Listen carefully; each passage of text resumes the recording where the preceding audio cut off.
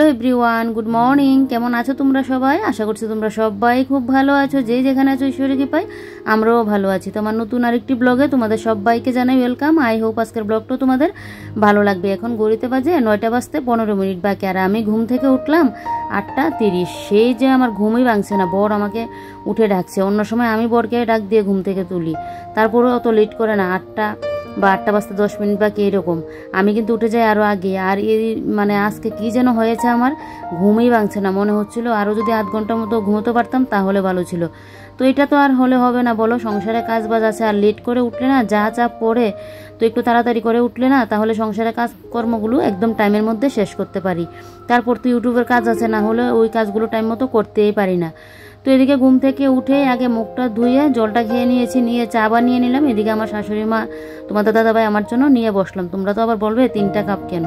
তো 3জনে মিলে চা খেলাম। অন্যদিন তো গল্পটা বর বউতে মিলে করলে 5টা মিনিট মতো গল্প করি, তারপর রান্নাবান্নার তোড়জোড়ে লেগে পড়ি। কিন্তু আজকে 10-15 মিনিটের মতো গল্পই করলাম, আরও তাড়াহুড়ো লাগলো। এমনিতেই লেট করে ঘুম থেকে উঠলাম, তার উপর আবার গল্প করতে গিয়ে এই যে 15-20 মিনিট সময় চলে গেল। তো এখন আগে ঝটপট করে কি করবো ভাবছি। তো ও বলছে নাকি আজকে, আমি বলছি যে সেদ্ধ ভাত খাবি কিনা, ও বলছে খাবে। তাহলে ভাগ্যিস ভালোই হয়েছে, এদিকে কারকল, পেঁপে, আলু সেদ্ধ একসাথে ভাতের সাথে দিয়ে দিলাম। আর দুপুরের ভাতটা কিন্তু আলাদা করে করবো, কারণ সেদ্ধ ভাতটা তো একটু নরম করে করি, দুপুরের ভাতটা আবার নরম হলে আমারই খেতে ভালো লাগে না। তো তার জন্য দুপুরের ভাতটা আলাদা করে করব। আর এদিকে দেখো চাল ধোয়া জলটা রইলো, ওইটা মানি প্ল্যান্টের মধ্যে দিয়ে দিলাম। চাল ধোয়া জল না, যেই গাছ দেখবে গ্রো হয় না, সেই গাছের গোড়ায় যদি দিয়ে দিতে পারো দেখবে ঝটপট কিন্তু গ্রো হয়ে যাবে। তো আমি আগে দিতাম না, এখন কয়েকদিন যাবত আমি গাছের গোড়ায় গোড়ায় কিন্তু দিচ্ছি। প্রত্যেক দিনই একটু একটু করে, মানে আজকে 2টা গাছের মধ্যে দিচ্ছি, কালকে আবার 2টা গাছের মধ্যে দেবো, এরকমভাবে কিন্তু করি। আর এদিকে দেখো নিয়ে নিলাম ডেকে শাকটা ভালো করে ধুয়ে এই যে দেখো শপিং বোর্ডটার মধ্যে এরকম ঝিরি করে কেটে নিচ্ছি, কারণ বটি দিয়ে না আমি শাকটা এত ভালো করে কাটতে পারি না। তো তাই জন্য ছুরি দিয়েই শপিং বোর্ডের মধ্যে কাটলাম। আর শাকগুলো একটু নষ্টও হয়ে গেলো, তো যেগুলো একটু বেশি কালো কালো হয়ে আছে এগুলোকে কিন্তু আমি আবার বেছে ফেলে দেবো। আর ডেকি শাকটা না রসুন সম্বাদ দিয়ে মসুর ডাল দিয়ে করবো, আমার এইভাবে করতে আবার ভালোই লাগে। আর ডেকির শাক কিন্তু আগে ধুয়ে নিতে লাগে, মানে কাটার আগে যদি না ধুই না তাহলে কাটার পর ধুলে দেখবে একদম পিছলে পিছলে হয়ে থাকে। তো দেখো এদিকে ডেকির শাকটা বসিয়ে দিলাম, আর পাশে মসুর ডালটা এখন সেদ্ধ বসিয়ে দিলাম। মসুর ডালটা এদিকে সেদ্ধ হয়ে যাক, এই ফাঁকে আবার দুপুরের সবজিটাও কাটতে লাগবে। 5 মিশালি সবজি একটা রান্না করব, আর সকালে তো সেদ্ধ ভাতই খাওয়া হবে, আর ওই যে ডেকির শাকটা করবো। এগুলো হলেই হবে, রাত্রিবেলায় না হয় অন্য কোনো কিছু করে নেব। তো এবারে যে কয়টা বাসন কুসন পড়লো ভাবলাম যে এই ফাঁকে বাসনগুলো মেজে নিই। কালকে একসাথে কতগুলো বাসন পড়েছে, আর এতগুলো বাসন মাজতে অনেকটা সময়ও লাগে আর ভালোও যেন লাগে না। তো তাই জন্য ভাবলাম যে না, কিছুটা বাসন যখন পড়লো এগুলো এখন ধুয়ে নিই, তারপর আবার যেগুলো পড়বে ওগুলো ধুয়ে দিতে পারবো। কি বলো তো, যখন যে কাজটা পড়বে না তখন যদি একটু একটু করে রাখতে পারি তাহলে দেখবে একসাথে কাজের পাহাড় আর জমে না। কিন্তু যে কোনো কাজের ক্ষেত্রে, শুধু বাসন ধোয়া না, ঘরের বলো বাইরের বলো, যে কোনো কাজে যদি একটু একটু করে রাখি তাহলে দেখবে অনেকটা কিন্তু নিজেরই ভালো হয়। একসাথে কাজের পাহাড়টাও জমে না, আর নিজের উপরও কিন্তু অতটা চুট পড়ে না। যাক গে, যে কয়টা বাসন পড়লো এগুলো তো ধুয়ে নিয়েছি। এবার এগুলোকে বলের মধ্যে এখন রেখে দেবো। আর চপিং বোর্ডটা কিন্তু আগেই ধুয়ে এখানে রেখে দিয়েছি। চপিং বোর্ডের মধ্যে আমার সবসময় কাটাকুটি হয় না, এই শাকপাতি কাটলে তখন গিয়ে আমি চপিং বোর্ডের মধ্যে গিয়ে কাটি। আর কাপগুলো না আস্তে আস্তে রাখছি, আমার হাতে এমনিতেও কাপ ভেঙে যায়, এই নিয়ে 2টো কাপ ভেঙে গেল। তো কাপগুলো এখানে রেখে তারপর এই যে দেখো বাদবাকি বাসনগুলোও রেখে দিলাম। দিয়ে এবারে যে সবজিপতি কাটলাম, তো এগুলোকে এখন ফেলে দেবো। আর দুপুরের সবজিটাও কিন্তু আমি একবারে কেটে নিয়েছি, ওই যে 5 মিশালি সবজিটা রান্না করব। তো এই যে কাটাকুটি হয়ে গেছে, এবারে এগুলোকে ডাস্টবিনের মধ্যে ফেলে দিলাম। আর বর কিন্তু এর আগে আবার স্নানে যখন গেল তখন কিন্তু আমার ডাস্টবিনের এইগুলো সমস্ত কিছু পরিষ্কার করে দিয়েছে, তাই ডাস্টবিনটা একটু খালি হয়েছে। এদিকে তোমাদের দাদাভাইকে খেতে দিয়ে দিলাম সেদ্ধ ভাত, আমি পরে খাবো। সেদ্ধ ভাতটা একটু গরম গরম খেয়ে নিলে ভালো হয়, কিন্তু এখন খেলে না আমার হবে না। আজকে যে লেট করে ঘুম থেকে উঠলাম, মানে দেরি হয়ে গেল ঘুম থেকে উঠতে। তারপর এদিকে চা খেতে বসে একটু গল্প করলাম, এই করে আমার কাজের যেন অনেক পাহাড় জমে গেছে। তো তাই জন্য একটু তাড়াহুড়ো করছি। তাড়াহুড়ো বলতে কি, আগে ভাগে কাজগুলো শেষ করছি, তারপর না হয় খাওয়া দাওয়াটা করবো। আমি না কাজ ফেলে রেখে যে ওই শান্তি মতো বসে খাওয়া দাওয়া করবো, ওইটা যেন আমার হবেই না। এখন খেলে না আমার পেটে যেন সইবে না। তো তার জন্য আগে আমি কাজগুলো শেষ করে নিচ্ছি, পরে না হয় খেয়ে নেব। আর এদিকে না মানে কি করব বলো তো, অন্য সময় কিন্তু উঠে যাই 7:30 7টা এইরকম টাইমে উঠি, কিন্তু আজকে কি হয়েছে ঘুম থেকে উঠতেই পারছি না। আর বর যখন ঘুম থেকে ডাক দিল না তখন মনে হচ্ছে আরও আধ ঘন্টা ঘুমিয়ে থাকবে। ও বলছে 9টা বাজতে, এই শুনে তো মানে হুড়মুড়িয়ে উঠলাম যে কখন আমি রান্না বসাবো, কখন আমি কি করব। তো উঠলাম, আর ও বলছে উঠে যে মুখ চোখের অবস্থা দেখো কি পরিমাণ ঘুমিয়েছ নাকি, মুখ চোখ মানে ফুলে একদম কি অবস্থা হয়ে আছে। এমনিও দেখবে ঘুম থেকে উঠলে না মুখ চোখ যেন পুরো ফুলে থাকে। আর কি বলো তো, এমনিতে কতদিন যাবত আমার রাত্রিবেলায় ঘুম হতো না ঠিকঠাক, তারপর আচ্ছা এখন আবার ঠিকঠাক হয়েছে, এখন আবার সকালের দিকে ঘুম থেকে উঠতে পারি না। এরকম যদি হয় প্রত্যেক দিন সকালে তাহলে বুঝো আমার সংসারে কাজ করতে গিয়ে নিজের উপরে চুটটা পড়ে আর নিজের শরীরে ধরে নেবে। মানে তখন দেখবে শরীরের উপর যদি বেশি চুট দিই না, শরীরটা কিন্তু অসুস্থ হয়ে যায়। এই যে তাড়াহুড়ো করে কাজগুলো করছি, না হলে এদিক দিয়ে আবার অনেকটা বেলা হয়ে যাবে, এদিকে বেডরুমও গুছানো হয়নি, ওইটাও গুছাতে লাগবে, তারপর তো মোবাইলের কাজ বাজ আছে, জানোই একটা সংসারে কত কি কাজ থাকে। তো যাকে এদিকে দেখো রান্নাটা এদিকে হচ্ছে, এই ফাঁকে কিন্তু আমি রান্নাঘরটা ক্লিন করে নিচ্ছি, যেটা আমি সবসময় করে থাকি। তো এখন যদি রান্নাবান্নার অপেক্ষায় থাকি যে রান্নাবান্না হোক, তারপর রান্নাবান্না নামিয়ে এগুলো করবো, তাহলে তো বেশ আর কোনো কথাই নেই। আর জানো তো কালকে মানে আজকে সকালে ঘুম থেকে লেট করে ওঠার আরেকটাও কারণ আছে। কালকে ঘুমোতে ঘুমোতে সে 12টা, এমনি তো আমার লেট করে ঘুমোতো, কালকে কিন্তু লেট করে না, এখন কতদিন যাবত ঠিক হয়ে গেছে। কালকে ঘুমোতে লেট হয়েছে কারণ কালকে খাওয়া দাওয়ার পর মানে খাওয়া দাওয়া হয়ে গেছে 10:30টার মধ্যে। তো আমি ভাবলাম যে বাসন কুসনগুলো মাজবো না, ওগুলো সকালে মাজবো, এই করে না আমি মুখ টুক ধুয়ে একদম চলে গেলাম ওই ঘরে। তো ওই ঘরে গিয়ে আমি মোবাইলটা দেখছিলাম যে মোবাইলটা এখন ইয়ে করে রাখবো, মানে চার্জে বসিয়ে দেবো। এমনিতে ও আমাকে না ডাকছে, তোমাদের দাদাভাই ফিল্টারে জল দেবে, এমনিতে ও ডাকছে। আমি বলছি কি কি, এসে দেখছি ও বলছে দেখো মানে বিচ্ছু যে বিচ্ছু, জানি না তোমরা এটাকে কি বলো, আমরা তো বিচ্ছু বলি। মানে ওইটার ভিডিও করিনি, যেহেতু কালকে রাত্রিবেলায় আমি আর মানে দুপুরের পর থেকে ভিডিও করিনি, তাই তোমাদের সাথে এটা শেয়ারও করিনি। তারপরেও ক্লিপটা যদি নিয়ে রাখতাম তোমাদের সাথে শেয়ার করতে পারতাম। ওই যে দেখছো ফিল্টারের পেছনে একটা পালার মতো সিমেন্টের ইয়ে, ওইটার মধ্যে না বিচ্ছু একটা বড়, এটার 4টা মানে বাচ্চা দিয়েছে, দিয়ে ফিল্টারের সাইড ফেট দিয়ে পুরো ভরা। এটা দেখে কি আর ফিল্টারের জল খাওয়ার ইচ্ছে হবে বলো? আর আগে তো দেখিনি, মনে হয় এটা কি কালকে এরকম হয়েছে না 2-3 দিন যাবতই আছে জানি না, তবে 2-3 দিন যাবত তো বড় আবার জলও দিচ্ছে, তাহলে তো দেখতো। কিন্তু কালকে রাতে জল দেওয়ার সময় গিয়ে দেখলো। যাক গিয়ে পুরো ফিল্টার পরিষ্কার করলাম, কারণ সকালবেলায় এবার আমাদের এখানে জল আসে, তো রাত্রিবেলা যদি পরিষ্কার করে না রাখি তাহলে তো আবার ফিল্টারে জলও দিতে পারবো না, মানে জলেরও ঠিক ঠিকানা নেই, কালকে দিলে দেখবো আবার পরশু দেবে না। তাই জন্য বরবউতে মিলে পুরো ফিল্টার একদম ভালো করে পরিষ্কার করলাম। তো পরিষ্কার করে একদম উপরে সুইচ টুইচ যা ছিল সমস্ত কিছু পরিষ্কার করে, ফিল্টারের ডাকনা সাইড ফাইড ফিল্টারটাকে মানে কাত করে এক পাশে এনে তারপর ফিল্টারের নিচ যা ছিল পুরো ভালো করে কেরোসিন দিয়ে মুছে পুরো পরিষ্কার করলাম। তারপর বিচ্ছুগুলোও মারা হয়েছে।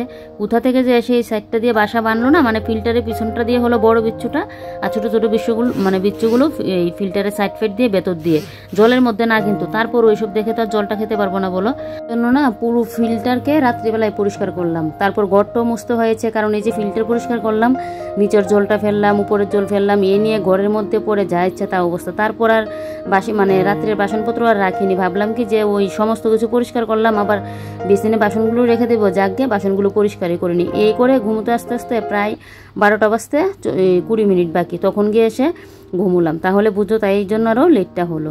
তো এদিকে দেখো রান্নাবান্নাও হচ্ছে, আর এদিকে কিন্তু আমি এই যে র্যাকটাও এদিকে মুছে নিচ্ছি। আর দেখলেই তো ফ্রিজ টিজ সমস্ত কিছু যা কিছু ছিল সমস্ত কিছু মুছে নিয়েছি, নিয়ে এবারে র্যাকের যা কোটোকাটি ছিল একটা একটা করে কোটোকাটি মুছে র্যাকটাকে ভালো করে মুছে কিন্তু আবার জায়গার জিনিস জায়গা মতো রাখলাম। তো এটা কিন্তু সবসময় করি না, এটা সপ্তাহে একদিন করলেই হয়ে যায়। আর এমনিতে তো র্যাকটাকে সাইড ফাইডগুলো ভালো করে একটু মুছে মাছি পরিষ্কার করি, এটা সবসময় করি। আর ওই যে জিনিসপত্র নামিয়ে ওইটা আমি সপ্তাহে একদিন করে কিন্তু করি। আর না হলে যদি এরকম 1 মাস 2 মাস পর পর করি তাহলে কিন্তু এই কোটোকাটোগুলোকে আমাকে ভালো করে ধুতে লাগবে। ধুবো যখন বেশি নোংরা হবে তখন আমি ধুয়ে দেবো, আর না হলে যে ওই 1 মাস বাদে বাদে গিয়ে ধুয়ে দেবো ওইটা আমি কিন্তু করি না। এভাবে মুছে রাখলে দেখবে সবসময় কোটোকাটিগুলো না ক্লিন থাকে। তো যাকে একটা তো মুছে নিয়েছি, এবারে একটাকে জায়গা মতো রেখে দিয়েছি, দিয়ে এদিকে দেখো এই সসপ্যানটার মধ্যে এখন জল দিয়ে সার্ফও দিয়ে দিলাম। কেন বলো তো, রান্নাঘরের যত কাপড় চোপড় আছে না ওইগুলো একটু গরম জলে ভিজিয়ে দেবো, কারণ অনেকটা তেল কাস্টে হয়েছে। বিশেষ করে কালকে ফিল্টার পরিষ্কার করা হয়েছে, আর 2 দিন যাবতে 2-3টা কাপড় আমি জমিয়ে রাখছি, কারণ একটা করে কাপড় তো আর গরম জলে দিয়ে লাভ নেই, তাতে আমার গ্যাসটাও লাগবে, স্রাবটাও বেশি লাগবে। তো তাই জন্য আমি কি করি, একসাথে অনেকগুলো কাপড় যখন পরে তখনই কিন্তু আমি ভিজিয়ে দিই। তো দেখো রান্নাঘরের বেশ কতগুলো কাপড় কিন্তু পরলো, তো এগুলোকে এখন বসিয়ে দেবো কিন্তু গ্যাসে। তো যখন একটু ভিজে যাবে না তখন একদম পরে আবার স্নানের সময় আমি একটু কেচে দেবো। এরকম গরম জল দিয়ে যদি রান্নাঘরের কাপড় চোপড় ধোয়া যায় না, দেখবে তেল চিটে ভাবটা কিন্তু থাকে না। রান্নাঘরের কি শীতকালেও আমি এরকমটা করি, শীতকালে আমাদের মানে গায়ের ড্রেস পেস যা ঘরে পরে না ওগুলোকে আমি গরম জল দিয়ে ধুয়ে দিই, তাহলে দেখবে অনেকটা কিন্তু পরিষ্কার হয়, তেল চিটে ভাবটা কিন্তু আর থাকে না। কারণ শীতকালে যেহেতু তেল গায়ে দেওয়া হয়, মানে ড্রেস পেসের মধ্যে যেন ময়লাই উঠে না, তো তাই জন্য গরম জল দিয়ে একটু ধুলে ভালোই পরিষ্কার হয়। তো এদিকে দেখো আমার তরকারিও কিন্তু হয়ে গেছে, তরকারিটা নামিয়ে নিয়েছি। তো কড়াটা মাজিনি, কড়াটা মাজবো, খাওয়া দাওয়াটা করে তারপর কড়াটা মাজবো। তো এদিকে দেখো ঘরটাও ঝাড় দিয়ে নিচ্ছি। বিয়ের পরে না মেয়েদের জীবনটা এরকম হয়। দেখো আগে কিন্তু ওই যে মা ডাক দিত যে এই যে এখন খেয়ে নে, এই করে কিন্তু বসে পড়তাম খাওয়া দাওয়া করতে, তখন তো আর কাজের চাপ মাথার উপর ছিল না। আর এখন তো কাজের চাপ, সেই সকালবেলায় সেদ্ধ ভাত না হলাম, খাওয়ার আর যেন সময় পাচ্ছি না, যে থাকবে খাবো সংসারের কথা চিন্তা করে, কাজের মানে চিন্তা মাথায় রেখে যে থাকবে পরে খাবো, মানে নিজের খাওয়ার কথা যেন আর খেয়াল থাকে না, যে না আগে কাজগুলো করে নিই, না হলে সময়ের মধ্যে কাজগুলো শেষ করতে পারবো না। আর আমার না সময়ের মধ্যে কাজগুলো যেন শেষ না হলেও ভালো লাগে না। তো যাই হোক, বাইরেটা ঝাড় দিয়ে নিয়েছি। আর এই যে দেখো কাপড়গুলো একদম ভালো করে মানে একটু ফুটলো, তারপর কিন্তু গ্যাসটা অফ করে দিয়েছি। তো এখন তো আর ধুবো না পরে। আর এই যে দেখো গাছে একটা ফুল রয়েছে, তো এই ফুলটা রেখে দিয়েছি। আমার কাকি শাশুড়িকে বললাম ফুলটা নিয়ে যাওয়ার জন্য, কারণ কাকিমণির ঘরে আজকে রাত্রে অধিবেশন দেওয়া হবে। তো কাকিমণিকে বললাম ঠাকুরের কাছে নিয়ে যেন দেই। তো এদিকে দেখো এই যে রান্নাঘরটা পরিষ্কার করে নিলাম, রান্না বসিয়ে খুব সহজে আমি কিভাবে রান্নাঘরটা পরিষ্কার করে নিলাম তোমরা দেখলে। বেশি একটা কিন্তু সময় লাগে না, একটু গুছিয়ে গাছিয়ে নিজের মতো করে যদি কাজগুলো করে নিই না, দেখবে সময়ের মধ্যে কাজগুলো শেষ হয়ে যায়। তো রান্নাঘরের কাজ বাস্ত সমস্ত কিছু শেষ। এবারে আমার জন্য নিয়ে বসলাম এখন এই যে সেদ্ধ ভাত। তো সেদ্ধ ভাত আবার ঘি ছাড়া আমার ভালো লাগে না, সর্ষের তেল দিয়ে বেশি একটা আমার মুখে রুচে না, ঘিটা দিলেই যেন একদম চটপট করে ভাতটা খেয়ে নিতে পারবো। তো দেখো কতক্ষণে ঘি নিয়েছি। ঘি খেতে আমার যা ভালো লাগে, আগে তো প্রায় মাসের মধ্যে মনে হয় আমি 25 দিনে ঘি দিয়ে ভাত খেতাম, কিন্তু এখন আবার ঘি খাওয়াটা একটু ছেড়ে দিয়েছি, অতটা খাই না, মাঝে মধ্যে খাই। তো ঘি দিয়ে খাওয়া দাওয়ার পর তারপরে এই যে দেখো এবারে চলে আসলাম এই কাপড়গুলো নিয়ে এই বাথরুমে। এবারে ভালো করে ব্রাশটা দিয়ে পরিষ্কার করে দিচ্ছি। কিছু মানে কোনো সময় দেখবে রান্নাঘরও পরিষ্কার করে নিই, তো রান্নাঘর তো বেশি কাচতে পারি না। আর বাথরুমে নিয়ে আসলে কি বলো তো, ওই যে ভালো করে আমি কিন্তু এই ব্রাশটা দিয়ে পরিষ্কার করতে পারি। তো সমস্ত কাপড় চোপড়গুলোকে কিন্তু আমি এভাবে পরিষ্কার করে নিয়েছি। এই যে এভাবে পরিষ্কার করলাম, তো দেখবে এখন আবার 1 মাসের মতো বা 20-25 দিনের মতো কিন্তু চলে যাবে, কাপড়গুলো আমার আর মানে ময়লা হবে না। ওই যে তেল চিটেটা মুছে হয় তো, রান্নার তেল চিটে সমস্ত কিছু, তাই জন্য। আর আমারও দোষ আছে জানো তো, সমস্ত কাপড় চোপড় দিয়ে আমি মুছে নিই।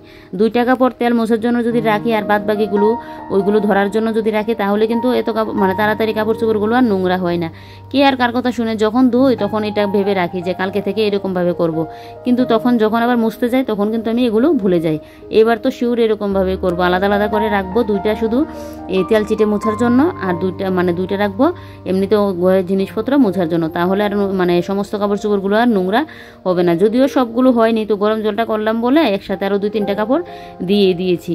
তো দেখো এবারে বালতির মধ্যে জল নিয়ে, আগে তো এই ইয়েগুলো ফেললাম, মানে আগের জলটা ফেলে দিয়েছি, তো এই জলটা ফেলে আবারও নতুন করে জল নিয়ে কিন্তু আমি এই কাপড়গুলো ধুয়ে দেবো, না হলে স্রাবটাই বেশিরভাগ থাকবে।